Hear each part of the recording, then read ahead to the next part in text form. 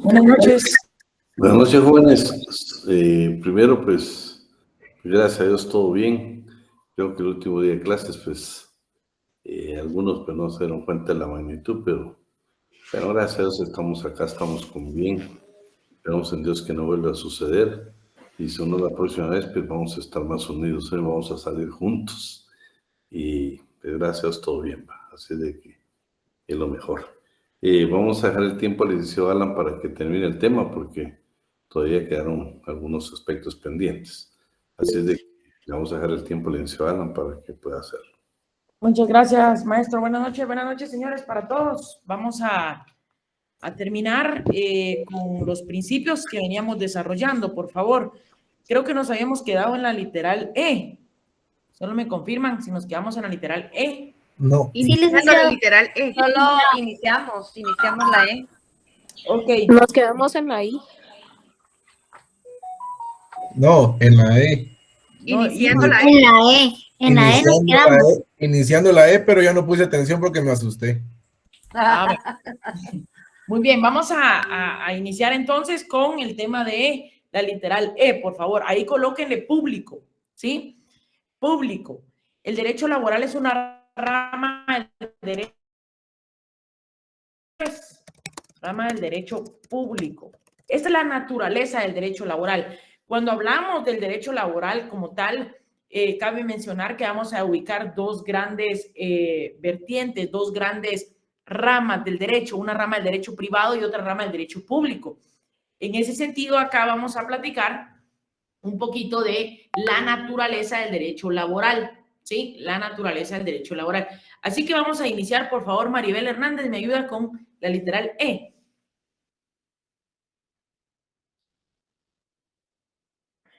Creo que no está. Bien, discúlpeme. Solo voy a traer mi código porque no lo incluí entre mis. Discúlpeme. No se preocupe. Carlos Alfredo, ¿me ayuda? Para mientras.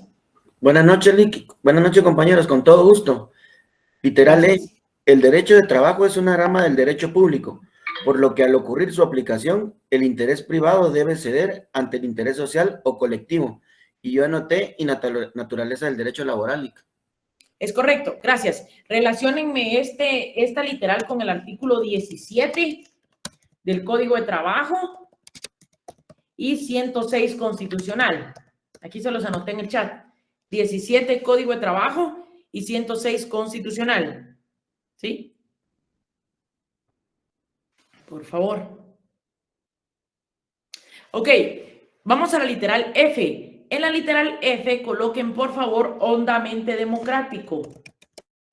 Con H, hondamente democrático.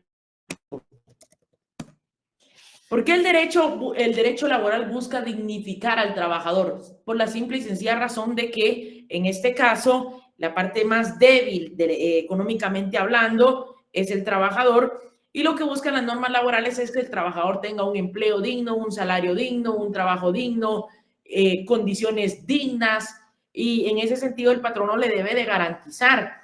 La OIT ha establecido convenios internacionales en donde ha establecido, valga la redundancia ahí, aspectos como el trabajo decente, por ejemplo.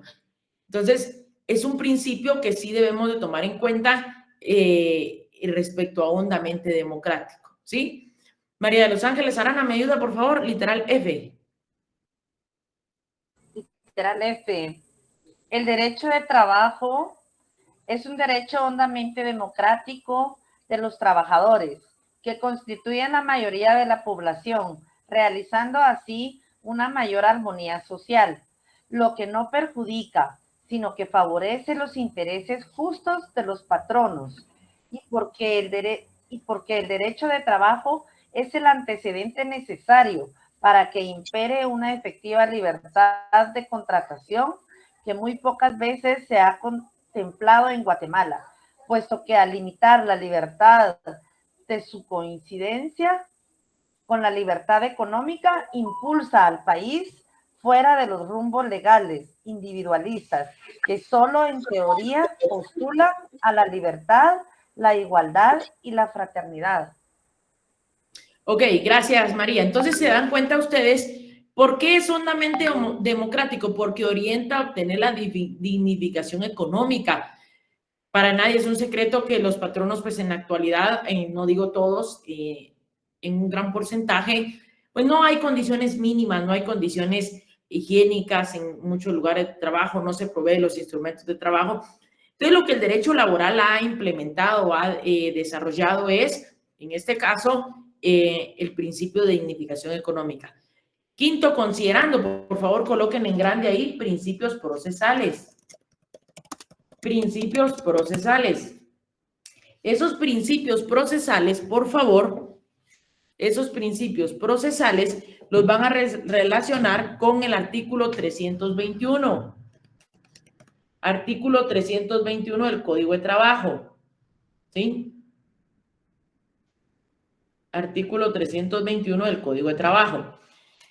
Les explico. Estos principios los van a ver ustedes cuando desarrollen lo que es el juicio ordinario laboral. En un año exactamente, no miento, en 6 meses exactamente van a ver ustedes lo relativo al juicio ordinario laboral. Y ahí precisamente van a verificar principios que deben regir al proceso laboral, principios que deben regir las partes: celeridad, inmediación, concentración, publicidad, oralidad, entre otros, poco formalismo, ¿sí? Pero estos, como les repito, son principios procesales. Así que, Aime López, por favor, ¿me ayuda? Aime López, con el quinto considerando. Buenas tardes. Hola, buenas tardes. Para la eficaz aplicación del Código de Trabajo, es igualmente necesario introducir radicales reformas a la parte adjetiva de dicho cuerpo de leyes, a fin de expandir la tramitación de los diversos juicios de trabajo, estableciendo un conjunto de normas procesales claras, sencillas y desprovistas de mayores formalismos, que permitan administrar justicia pronta y cumplida, y que igualmente es necesario regular la organización de las autoridades administrativas de trabajo para que éstas puedan resolver con celeridad y acierto los problemas que surjan con motivo de la aplicación de la legalización laboral. Ok, gracias. Entonces ahí le pueden dar un círculo, por favor, en donde regulan un conjunto de normas procesales claras. Hagan una chivora la palabra claras, sencillas. Ese es un principio, el principio de sencillez, es decir, que las normas deben de ser entendibles para los trabajadores, para los sujetos de la relación laboral, llámese patrono, trabajador, representantes, intermediarios, todos aquellos que intervienen en la contratación. Es importante que, en este caso, se tome en cuenta. Desprovistas de mayores formalismos. El derecho laboral es poco formalista. Van a ver ustedes, dentro de los principios que rigen al proceso laboral, es que, por ejemplo, no pueden ser, no es necesario intervenir con la asesoría de un profesional del derecho, no es necesario adherir los timbres forenses en las demandas. Entonces, hay ciertos aspectos que lo hacen poco formalista, eso sí, al proceso laboral, no a las partes, ¿sí? Sexto, considerando, por favor, ahí colóquenle principio de conciliación. Principio de conciliación y relaciónemelo con el 340 del Código de Trabajo. 340 del Código de Trabajo. Disculpe, ¿principios de qué dijo, licenciado? Disculpe. Conciliación, Carlos. Gracias. A la orden. Principio de conciliación, ¿sí? Aquí van a ver ustedes, señores. ¿Qué artículo dijo Lick? Disculpe. 340 del Código de Trabajo. Gracias. No hay de queso, nomás de papa. Vaya, señores. Entonces, el principio eminentemente conciliatorio. El derecho laboral es conciliatorio. Ahí lo pueden relacionar con el 66 de la ley del organismo judicial. ¿Sí? La ley del organismo judicial. Si no me falla la memoria, 66, literal, en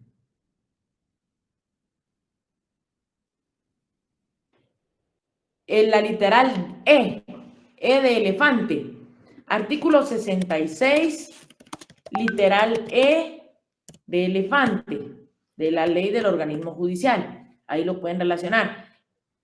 Cabe mencionar que el juez está facultado para procurar avenir a las partes en cualquier parte del proceso.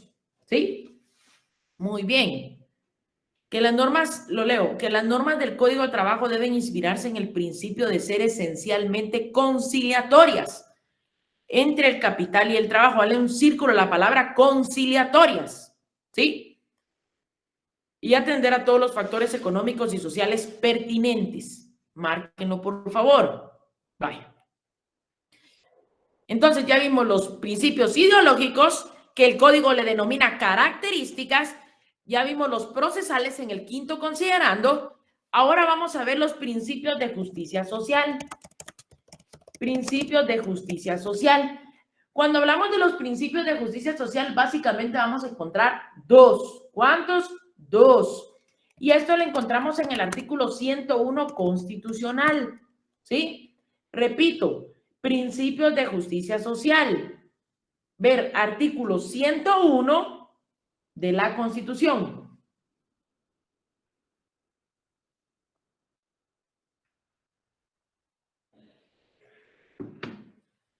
Artículo 101 de la Constitución. Jessica López, ¿me ayuda, por favor, con el 101 de la Constitución? ¿Lo tiene por ahí? Muy bien, dice derecho al trabajo. El trabajo es un derecho de la persona y una obligación social. El régimen laboral del país debe organizarse conforme a principios de justicia social. Muy bien, ahí marquen. Gracias, Jessica. El derecho laboral constituye principios de justicia social, es decir, el régimen laboral del país se debe de fundamentar, se debe de organizar con base a principios de justicia social. Y dentro de esos tenemos dos. Número uno, que ahí mismo lo encontramos, el derecho al trabajo es un derecho de la persona, ¿sí? Es un derecho de la persona, o sea, el poder trabajar es un derecho que nosotros tenemos como ciudadanos, ¿sí? Y dos, es una obligación social, ¿sí?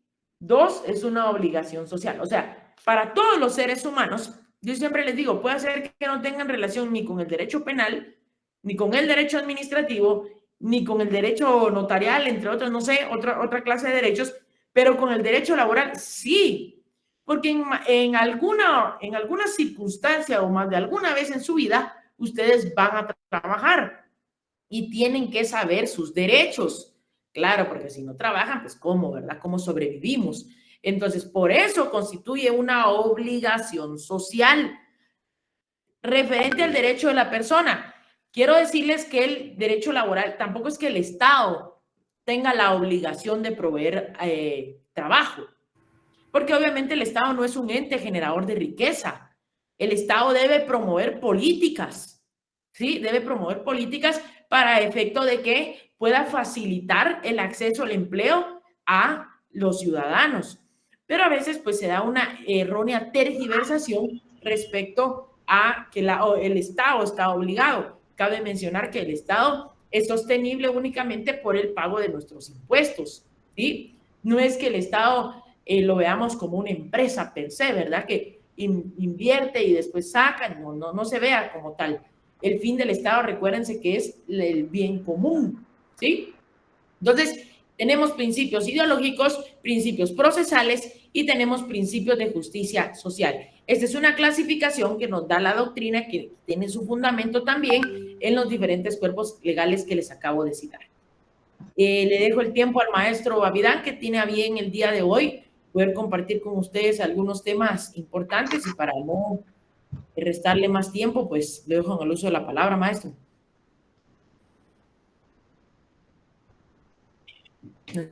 Por acá.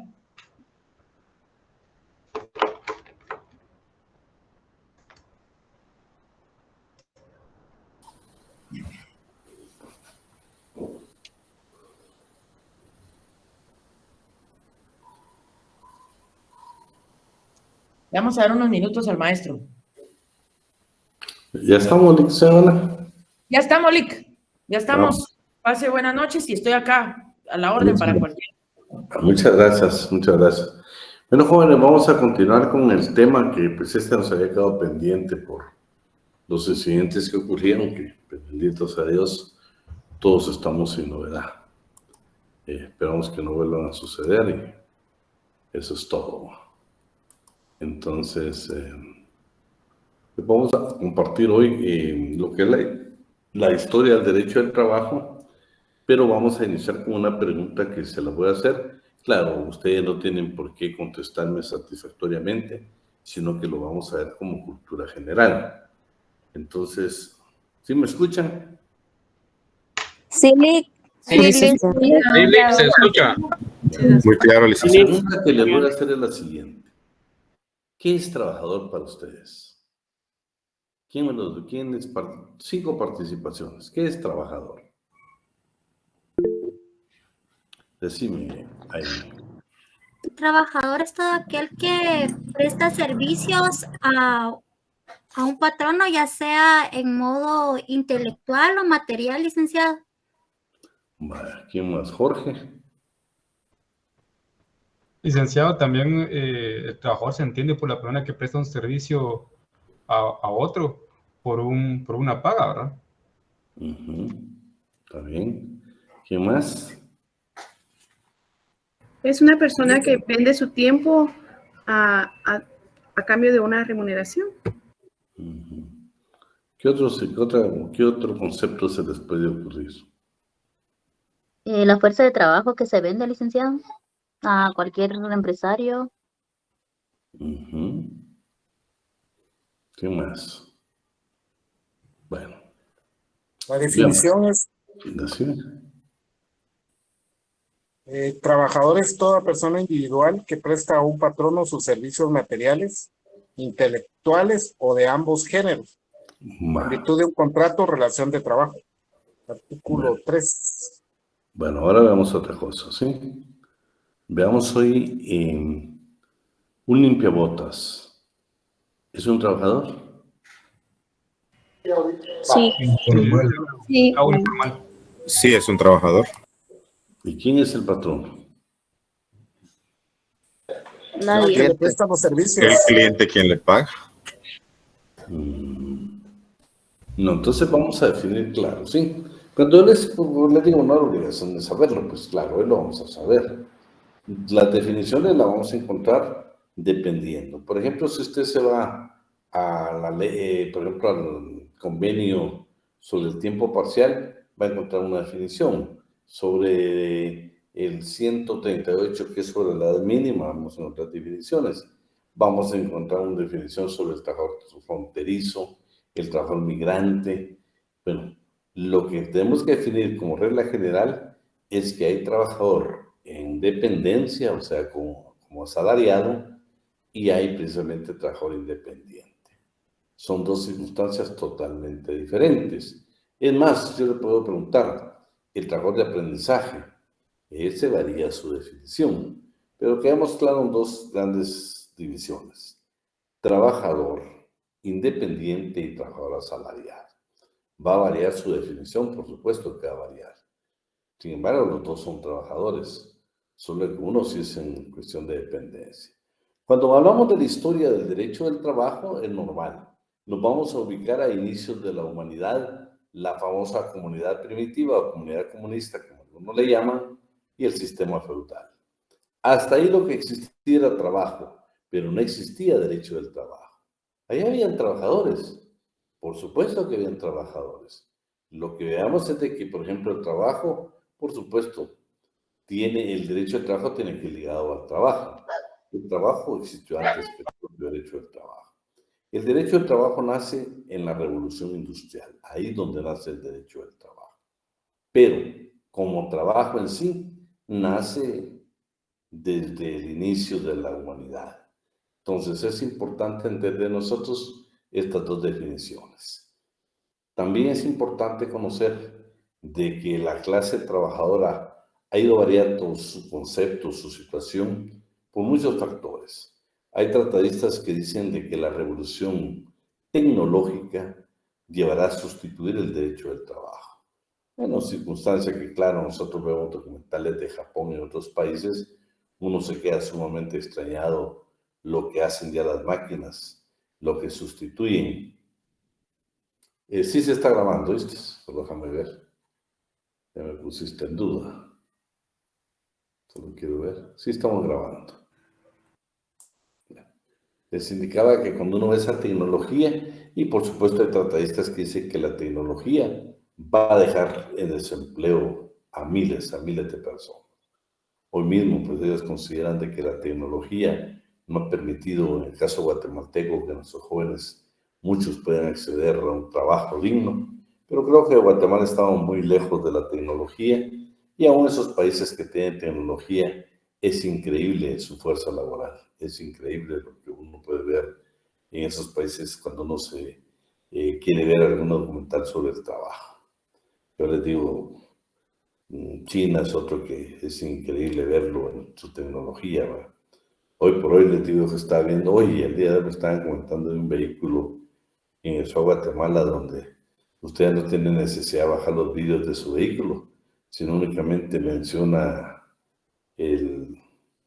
la marca del carro y usted le dice que bajen los vidrios y se bajan los vidrios. O sea, ya la tecnología nos está avanzando muchísimo.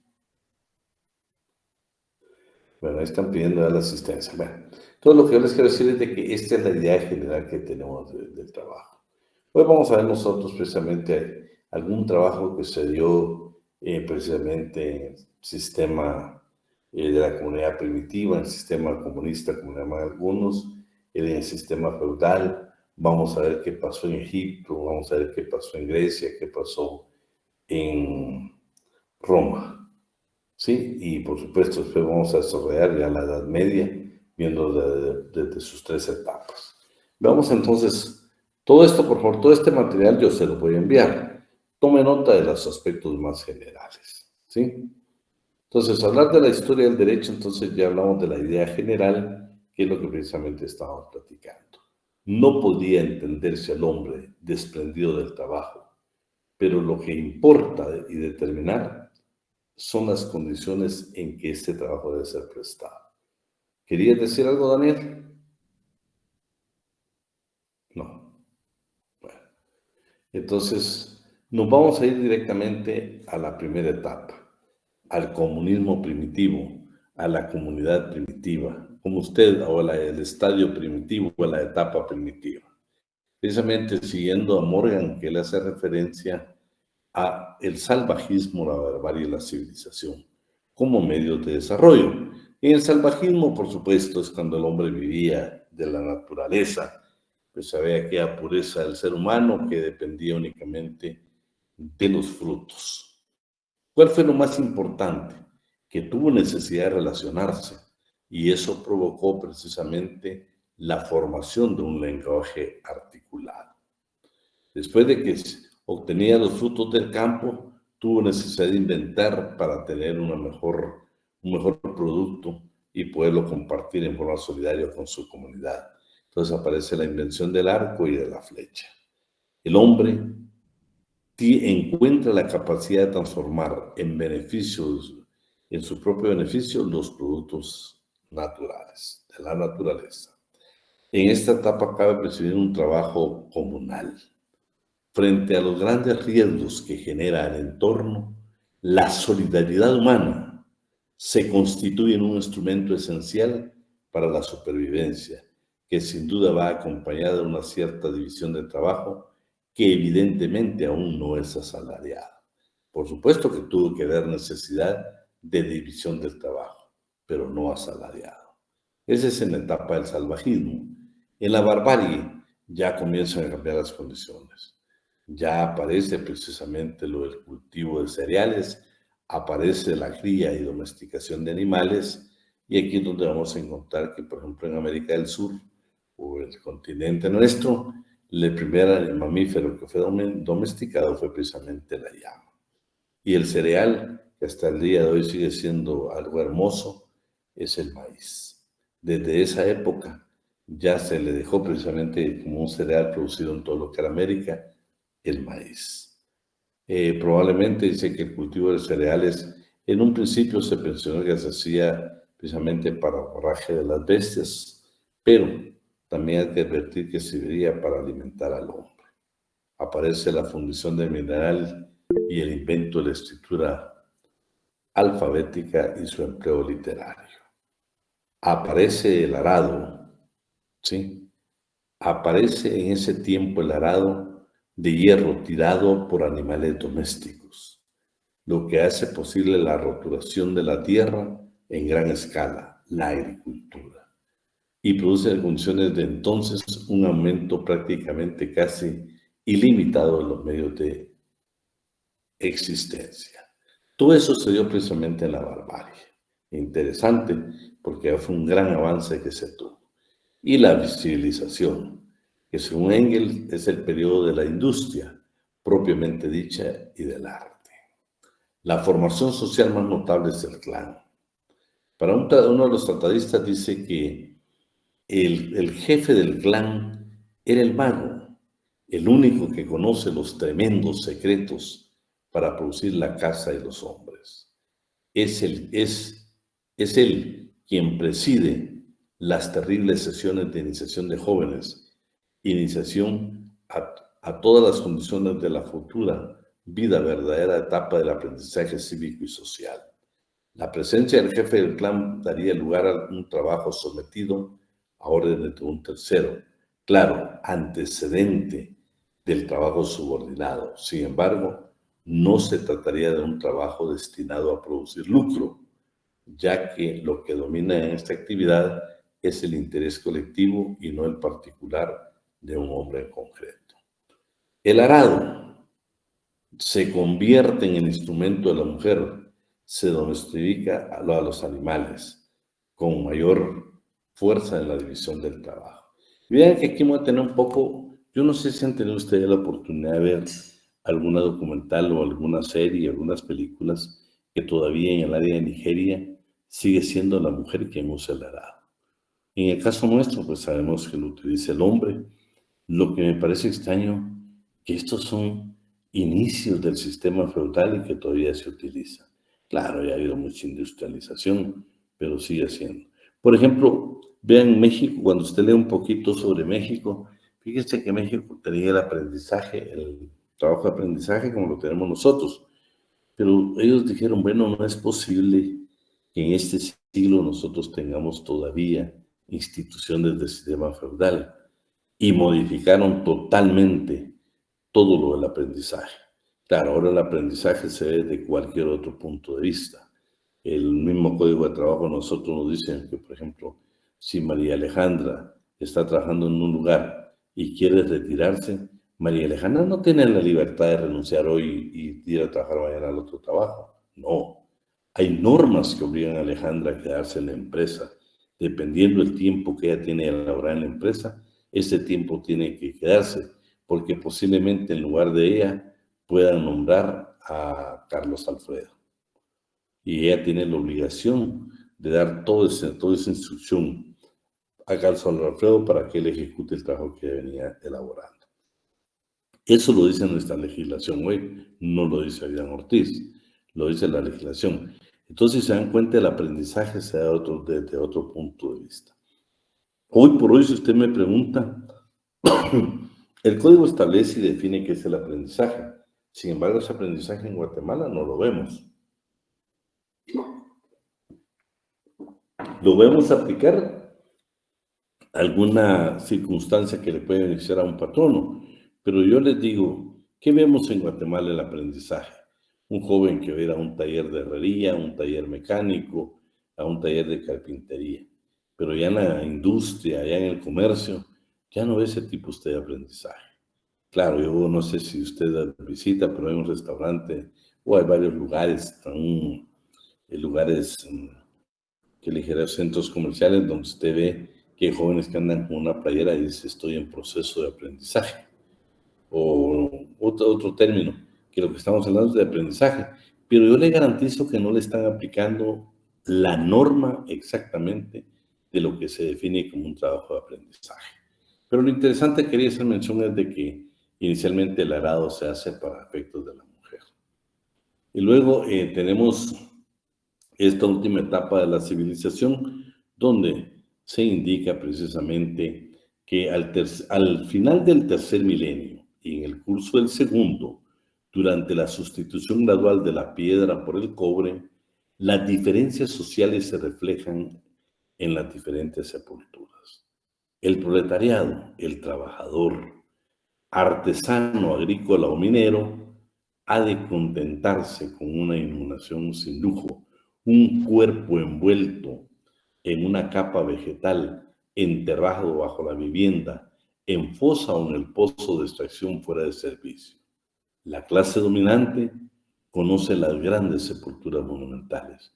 Imagínese la clase trabajadora con los dirigentes de ese entonces, hasta en la sepultura podía distinguirse quién era el que había fallecido.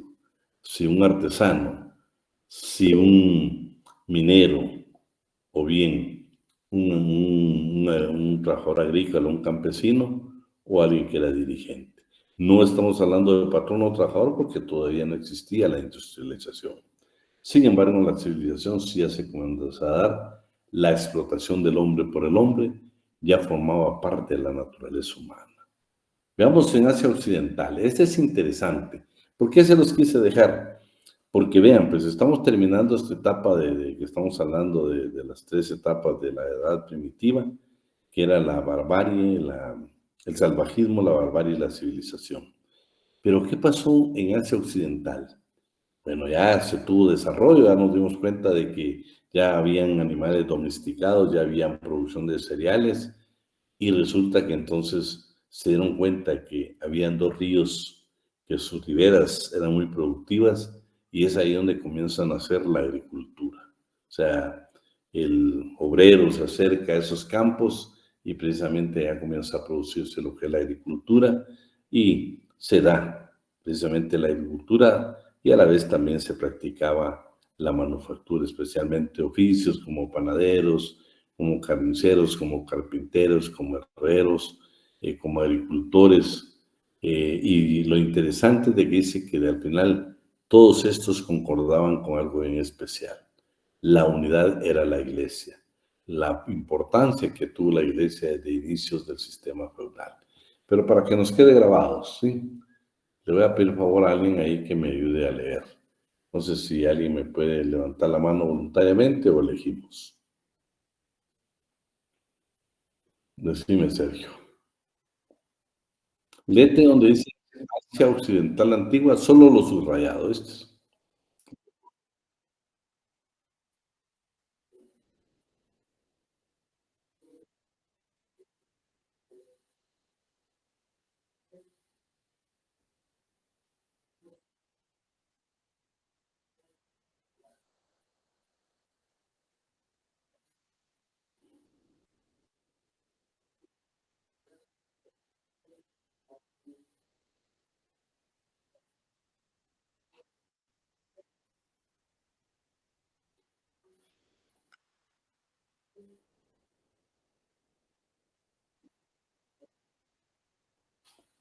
Vámonos hasta esto.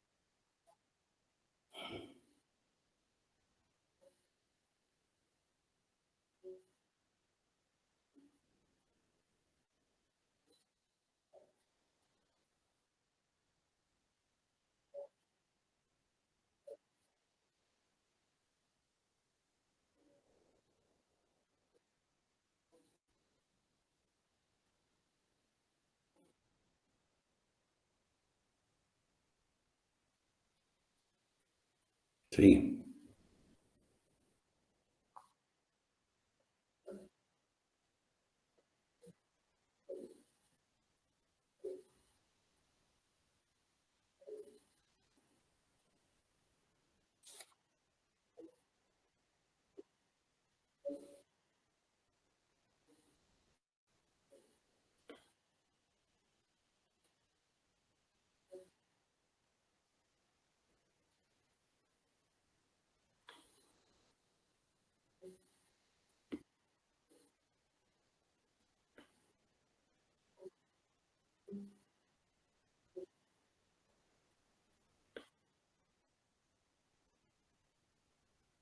Bueno, hasta así de que los que son muy... Es interesante recordar que para Guillermo Cabanelas, en el Código de Hammurabi o Hammurabi, se reglamentaba el trabajo de aprendizaje y el salario mínimo.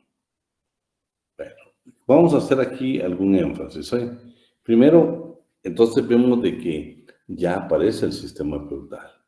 Y en Egipto aparece el sistema feudal.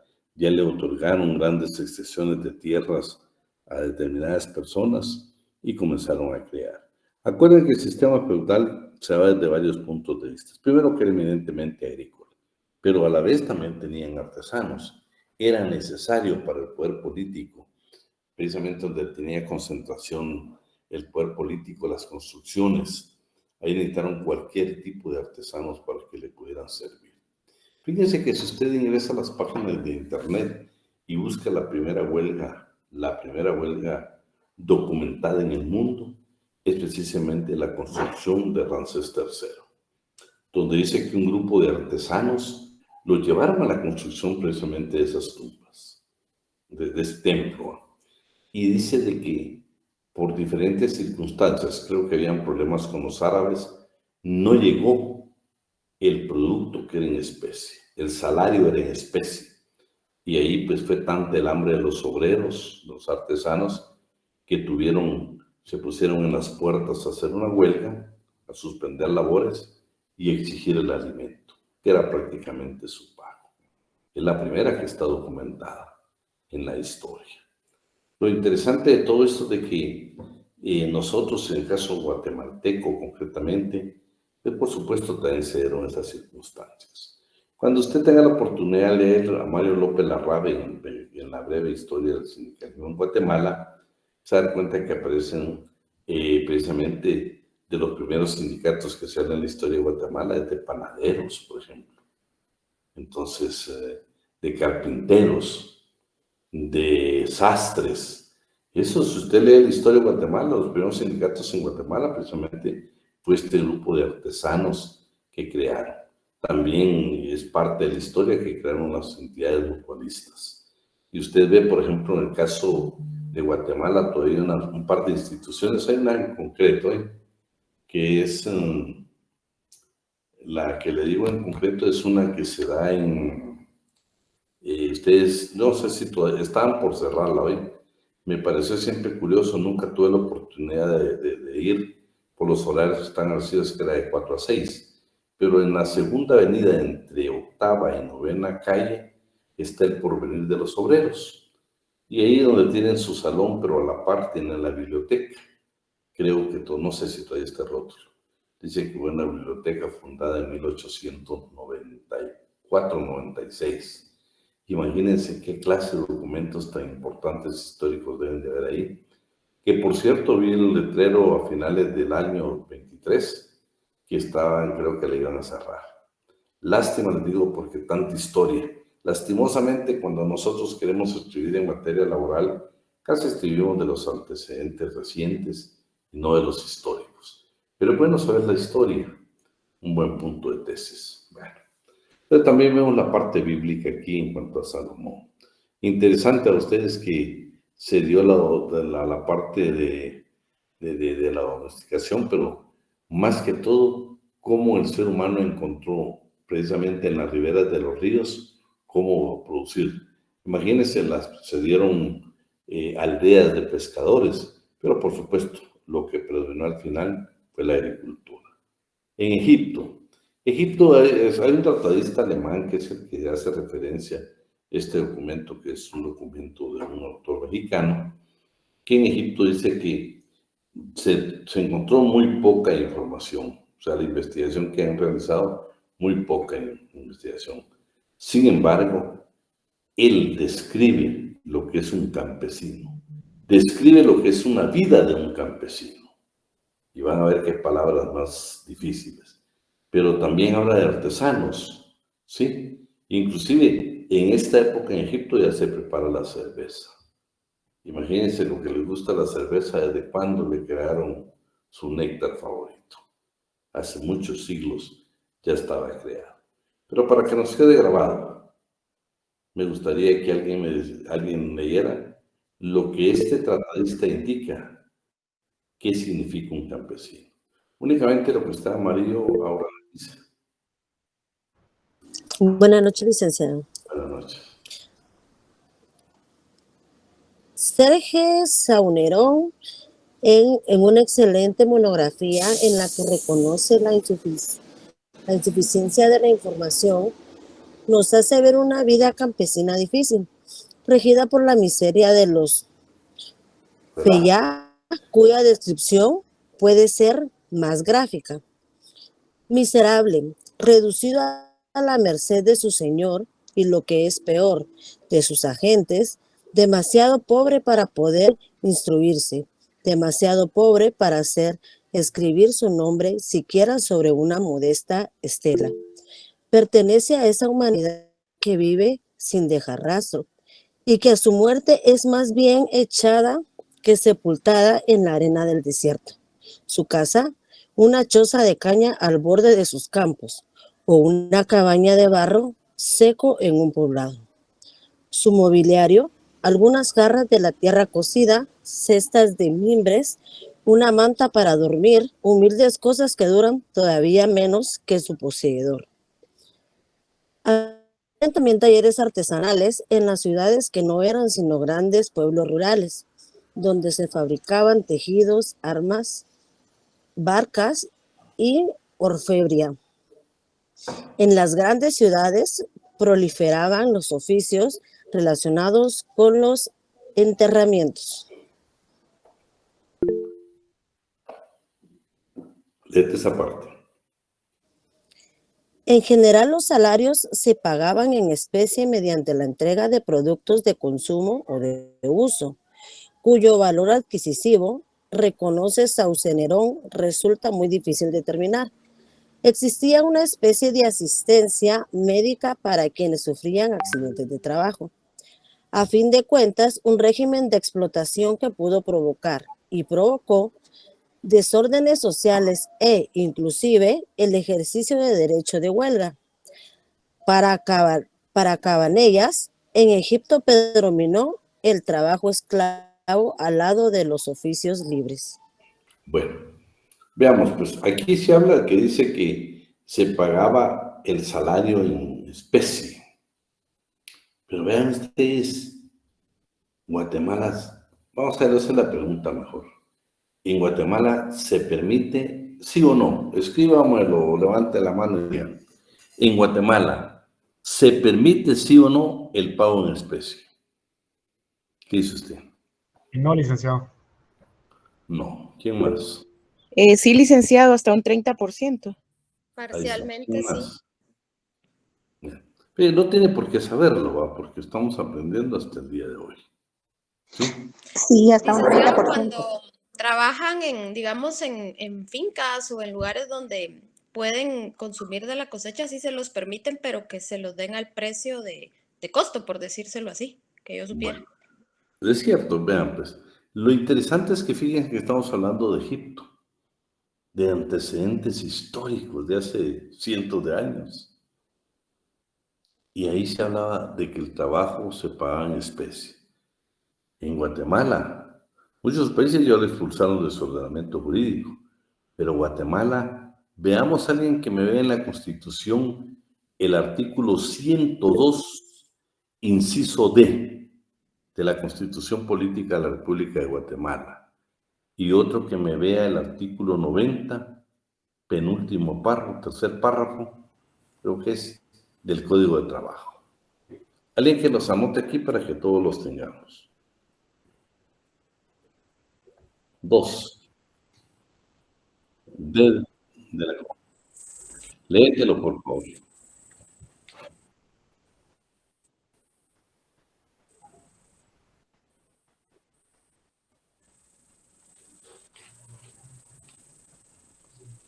Sigue. El inciso D sería, licenciado. Obligación de pagar al trabajador en moneda de curso legal. Sin embargo, el trabajador del campo puede recibir a su voluntad productos alimenticios hasta en un 30% de su salario. En este caso, el empleador suministrará esos productos a un precio no mayor de su costo. Bueno, imagínate, ya hablamos de que aquí no aplica la pirámide de Kelsen, pero vea lo que dice el artículo 90 del Código de Trabajo.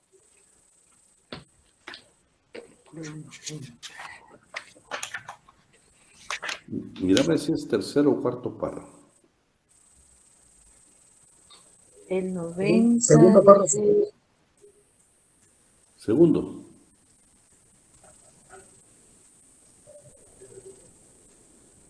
¿Quién lo tiene por ahí? El contrato verbal se puede probar por los medios generales. ¿Se lo leo, licenciado? 90. 90. Dice, no obstante, las disposiciones.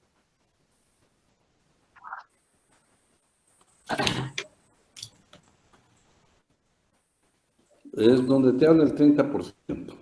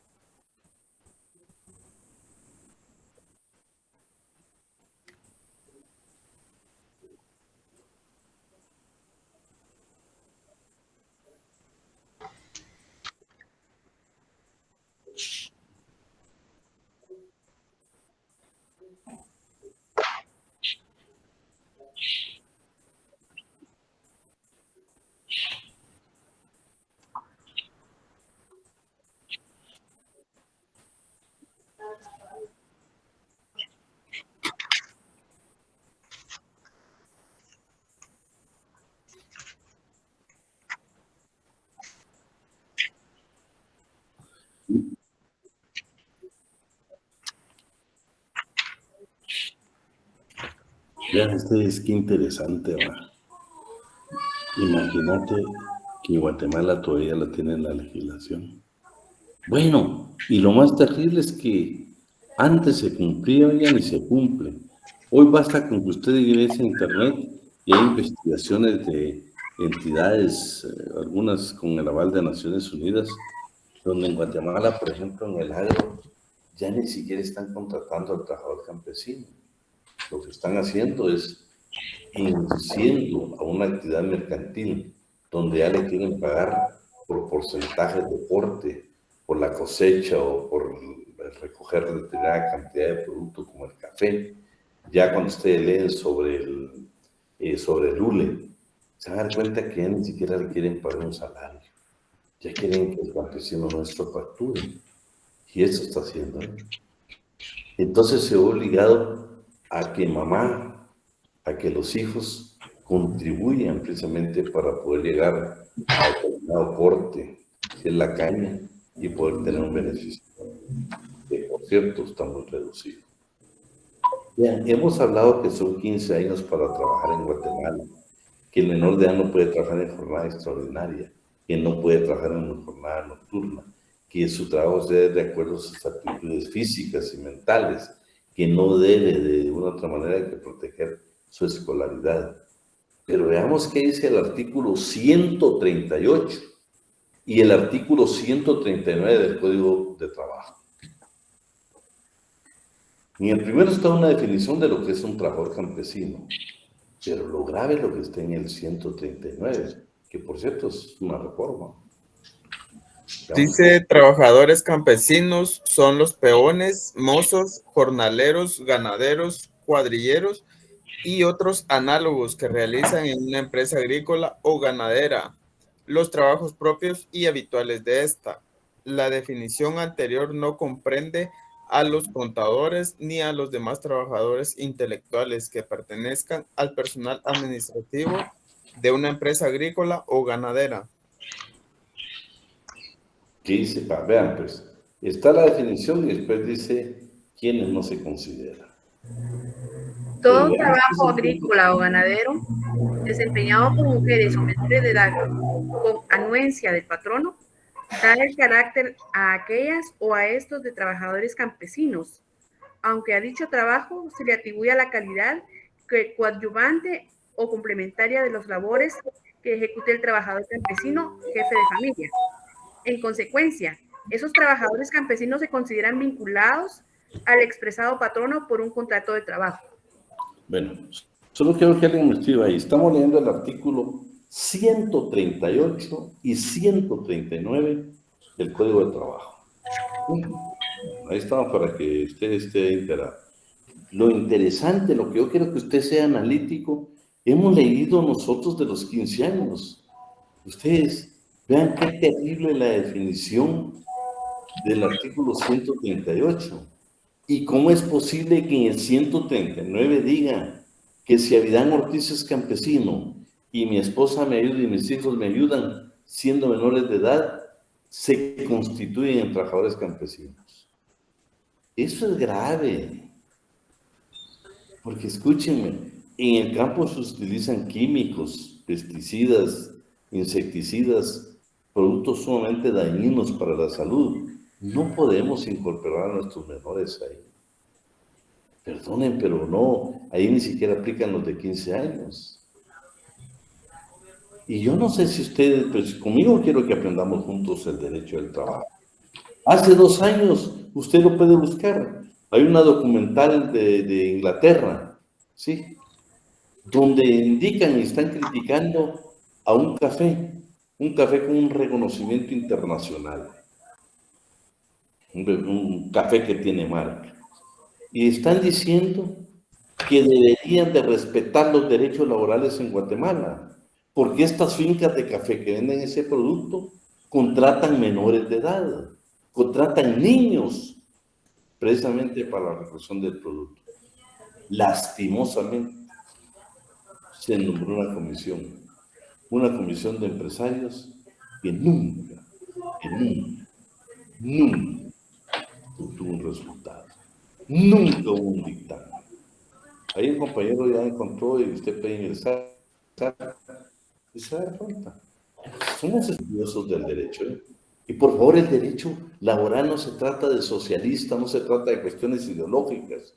Se trata de justicia social. Ya leyeron un principio con Liceo Galán de justicia social. Entonces, si la ley prohíbe el trabajo a menores, ¿por qué el oligarca cafetalero lo tiene que utilizar? ¿Por qué el artículo 139 faculta al patrono del agro tomarlo como un campesino a un menor de edad? Cuando sabemos que las condiciones aquí son terribles. Todavía les digo, ustedes muchas veces, y tu servidor que viajamos muchas veces a la costa sur, ahora ya se preocuparon, pero por años, toda esa caña que quedaba regada, la destrucción de las carreteras, esos deberían de ser parte también de la iniciativa privada de poder contribuir, ¿no? Y no es que yo sea, no, es justicia social, es justicia social. Han cambiado, yo pienso que algunos gobiernos hay que felicitarlos, aunque no hayan hecho mayor cosa, pero hicieron algo. Se dieron cuenta que antes el campesino lo trasladaba no en buses, en camiones. Ahora por lo menos no todos, pero hay empresas que ya están utilizando transporte correcto. Son seres humanos aunque sean trabajadores campesinos. Son seres humanos que no merecen ser explotados de la manera que lo son. Por supuesto, no estamos hablando de todos los empresarios guatemaltecos. Hay muy buenos empresarios guatemaltecos que que saben que el trabajador agrícola nuestro es una gran bendición, no solo para la empresa, sino para Guatemala. Imagínense cuánto producto tenemos nosotros que enviamos al extranjero y eso genera divisas y nos mantiene la economía. Se los hago nada más como una tipo porque estamos hablando de justicia social. Pero veamos qué pasó en Grecia. Miremos 3 periodos rapiditos de Grecia porque el tiempo se nos está yendo. Alguien que me ayude con el primer periodo. El primer periodo, el más prolongado, culminaría alrededor del año 1050 a.C. Es conocido como el periodo pretomicénico, síntesis de Creta y Mecenas, y correspondería a una etapa de economía agrícola, constitución de palacios y culmina con aparición del hierro, lo que provoca la decadencia de las artes y de las técnicas. El momento histórico más relevante será la guerra de Troya, alrededor del siglo XIII. La organización de los artesanos que ejercían una especie de obra auxiliar, ya que cada propietario trataba de resolver sus problemas con su servidumbre y sus esclavos. Pero sigue siendo todavía un periodo agrícola. Sí habían artesanos y los problemas los resolvían dentro de ellos. En el segundo periodo, ¿alguien más que nos lea el segundo periodo?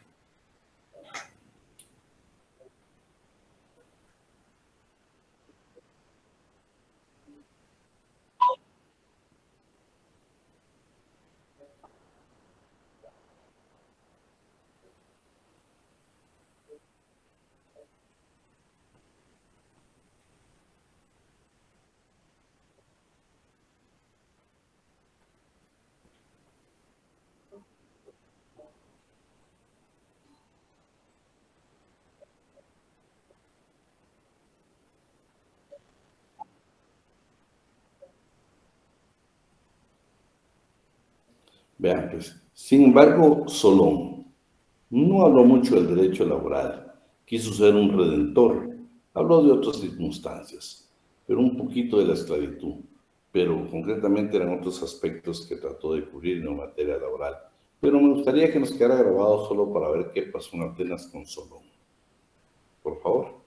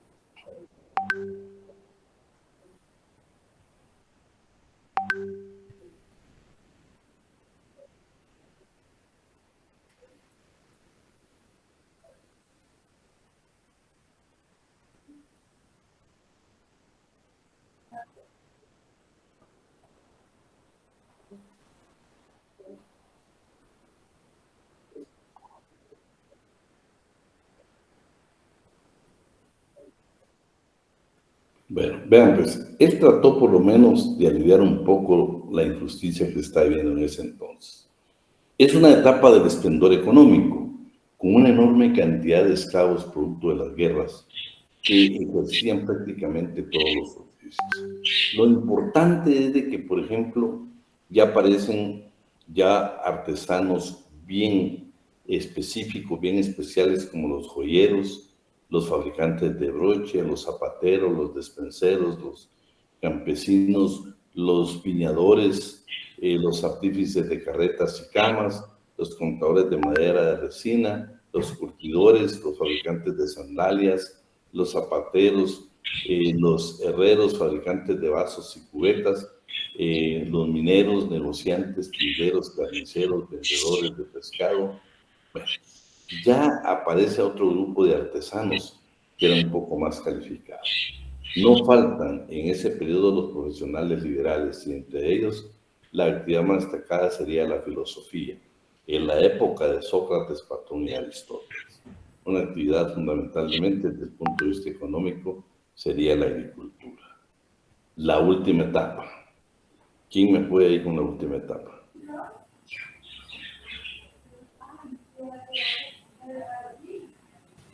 ¿Quién me ayuda? Grecia helenística se caracteriza por los grandes triunfos de Alejandro que se extienden hacia el oriente para integrar los inmensos territorios de Grecia. Abundan los prisioneros de guerra, pero no necesariamente se convierten en esclavos. En su lugar, dice Bourdieu, muchas veces se les incorporaba a los ejércitos griegos. Subsiste como actividad fundamental el trabajo agrícola en condiciones de miseria para los campesinos. Se combina ese trabajo con la industria de escaso desarrollo y se inicia el proceso de la transmisión hereditaria de las actividades artesanales, germen del sistema gremial. Destaca Bourdieu la creación de algo que podrían ser los talleres del Estado. Un tema importante es el de la condición misma de los trabajadores. Bourdieu afirma que los salarios eran escasos y que la prosperidad ática era un espejuelo que ocultaba mucha miseria. Proliferaban las contrataciones temporales con salarios a destajo, lo que ensombreció el clima social, sin llegar, sin embargo, a la organización de asociaciones profesionales. No faltaron movimientos obreros, si bien fueron excepcionales, ya que la mayor parte de los conflictos eran individuales. Las ciudades griegas, afirma Bourdieu, no conocieron en la época helenística grandes movimientos de huelga. En las profesiones liberales, las más importantes serían las de banqueros, médicos, profesores y actores. Ciertamente, el larguísimo periodo de nacimiento, desarrollo, esplendor político y económico de Grecia no se vio acompañado de un modelo social. No parece ser que los legisladores, Solón incluido, se hayan preocupado en particular de una regulación del trabajo favorable a los trabajadores, aunque sí de la actividad misma. Pero a cambio de ello, Grecia creó la civilización. A Grecia se debe el enorme desarrollo del arte arquitectónico y escultórico y de la belleza en todas sus manifestaciones, pero de manera particular el concepto mismo de la ética, aunque uno de sus máximos exponentes, Aristóteles, haya considerado ética la esclavitud. Bueno, aquí pues ya lo importante es de que se dan cuenta que este último periodo de Grecia, ya por ejemplo, los soldados, los esclavos, los que ellos antes los trataban como esclavos, dijeron, no señores, incorporémoslos al ejército griego. Ya aparecieron otros artesanos de mayor calidad, ya aparece la parte ya de los médicos, aparecen ya los de profesionales de otras, de otras actividades muy valiosas para el desarrollo. Y siempre estaba la preocupación en cuanto a la economía, no tanto al derecho del trabajo, sino en cuanto a la economía. En Roma ustedes saben que es importantísimo. Roma lo que vamos a entender es que aparecen los colegios de artesanos, los famosos colegios profesionales. Y esto pues lo vamos a ver desde varios puntos de vista. Vamos a ver precisamente tres aspectos de Roma, ¿sí? Por el tiempo, bueno, vamos a ver. En el mundo romano podrían dividirse en una primera etapa de protagonismo etrusco. Bueno, creo que eso no, los galos. O sea, este grupo precisamente era el que predominaba la vida agrícola. Una segunda etapa que se encontraría en el territorio hoy conocido como Italia. Con la fundación de Roma, obviamente, el escaso desarrollo económico. La tercera correspondería a la integración militar del Alto Imperio, en el que subsiste el trabajo agrícola, con muy poca actividad industrial, y por último, el Bajo Imperio, en el que se encuentra una cierta política social. La aportación fundamental de Roma a las organizaciones de trabajo, más allá de su trascendencia política, militar, jurídica y artística, se encuentra en la organización de los colegios de artesanos. En Roma encontramos entonces por primera vez organización de artesanos. Los artesanos en ese entonces, pues podríamos decir que estaban los maestros, los oficiales y los aprendices. Estaban ahí los artesanos, que eran prácticamente los productores, que eran los maestros. Claro, se dieron también por cuestiones de índole profesional. Habían colegios militares, habían colegios de profesionales, habían colegios de artesanos, dependiendo de la calidad de funcionarios. Dice, la aportación fundamental entonces de Roma, ¿cuál fue? La organización de los colegios de artesanos.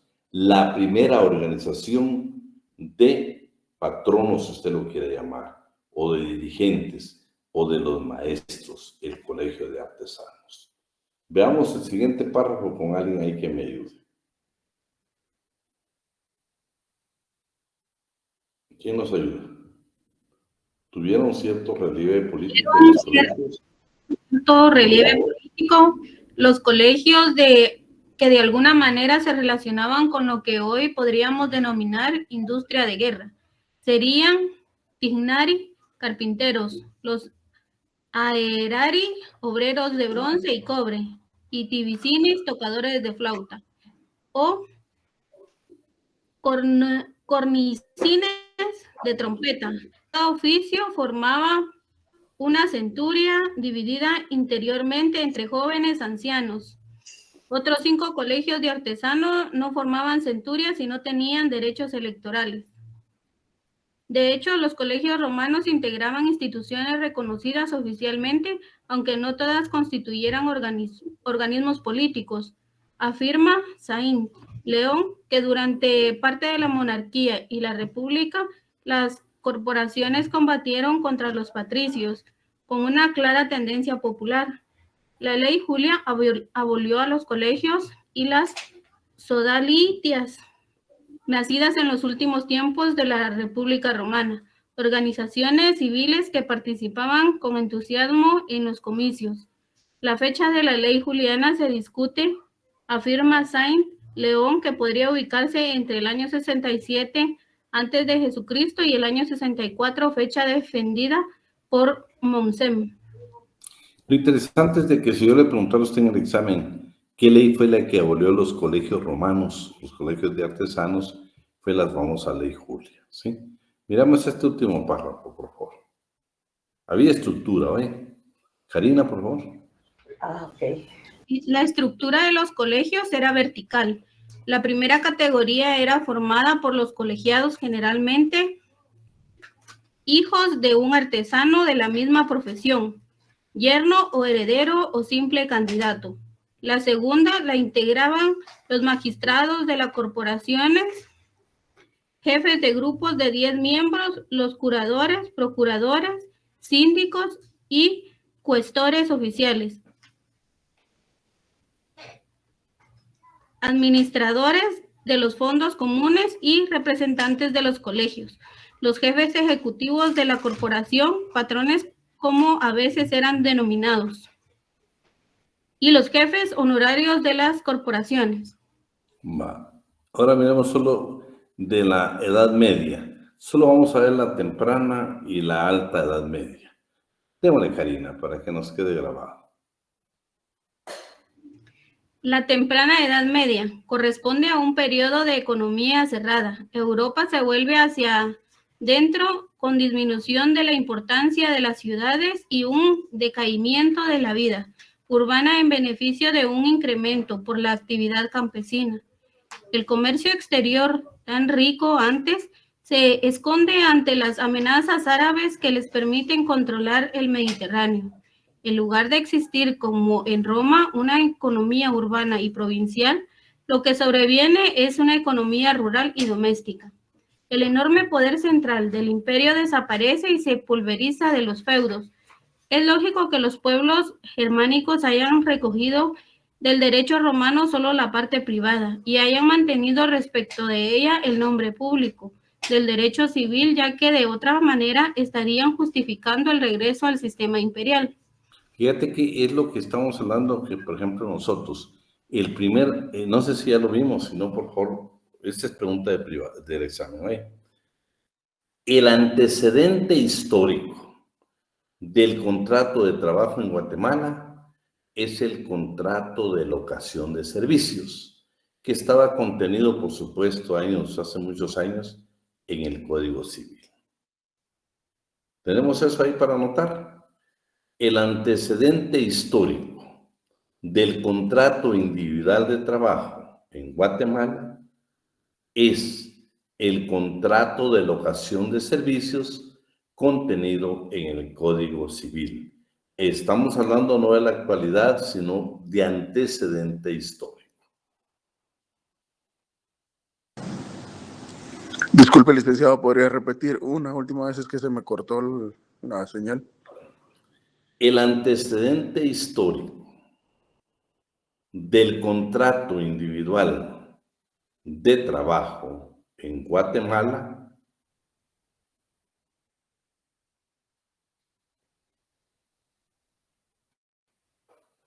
es el contrato de locación, así con L, locación de servicios. Gracias. Contenido en el Código Civil. Bueno, veamos la alta Edad Media nada más, lo que está subrayado. La Alta Edad Media. Es importante destacar que en la Alta Edad Media se produce un renacimiento de la cultura con el nacimiento de las universidades, el auge de las compilaciones y en el orden arquitectónico, con las construcciones de las grandes catedrales góticas que obligaron a la concentración permanente de grandes masas de trabajadores. Los glosadores y los posglosadores hacen de Bolonia la cuna de la reinterpretación del derecho romano, con un resultado que no necesariamente coincide con el sentido original de las reglas. Bueno, cuando miramos por ahí un resumen que les tengo yo, nos vamos a ver que inclusive de los colegios de artesanos aparece una institución, las famosas guildas, que son de origen germánico, y que se cree que pues, después de esas aparecen ya los colegios romanos, ¿sí? O sea, es una combinación que vienen haciendo colegios de artesanos, guildas y colegios romanos. Pero lo vamos a ver en otra ocasión. Entonces, ahorita para efectos de la clase, lo vamos a dejar ahí, solo con un par de preguntas que quiero hacerle en relación, por favor, al día del examen. Pregunta: ¿existe la casación en materia laboral? ¿Sí o no? ¿Existe qué dijo, Lick? No existe. ¿El uso de casación en materia laboral? No, licenciado. ¿Quién más opina? Estamos opinando, ahorita no es necesario saber. Estamos No existe, opinando. licenciado. Bueno. No veamos. existe, licenciado. En materia laboral solo existe primera y segunda instancia, juzgados de trabajo y previsión social y salas de trabajo y previsión social. Nosotros, cuando usted se dedica a derecho laboral, lo que procede después es el amparo. No existe casación. No sé si alguien me anota por ahí. En materia laboral no existe casación. Alguien que me lo anote por ahí para que nos quede grabado. Y la última pregunta antes de irnos a descansar. ¿Con cuántos fallos se crea jurisprudencia en materia laboral? Con 3 fallos, licenciado. 3 fallos. 3 fallos, licenciado. 3 fallos contestes. Muy bien. Artículo 43 de la Ley de Amparo. por favor, los que no contestaron, el derecho común, el derecho civil, lo tenemos en la mente. 5 fallos crean jurisprudencia. Eso es en el derecho común, el derecho civil. En materia laboral, artículo 43 de la Ley de Amparo. 3 fallos constituyen jurisprudencia en materia laboral. Si querés, Gabriela, agregar. 3 fallos constituyen jurisprudencia.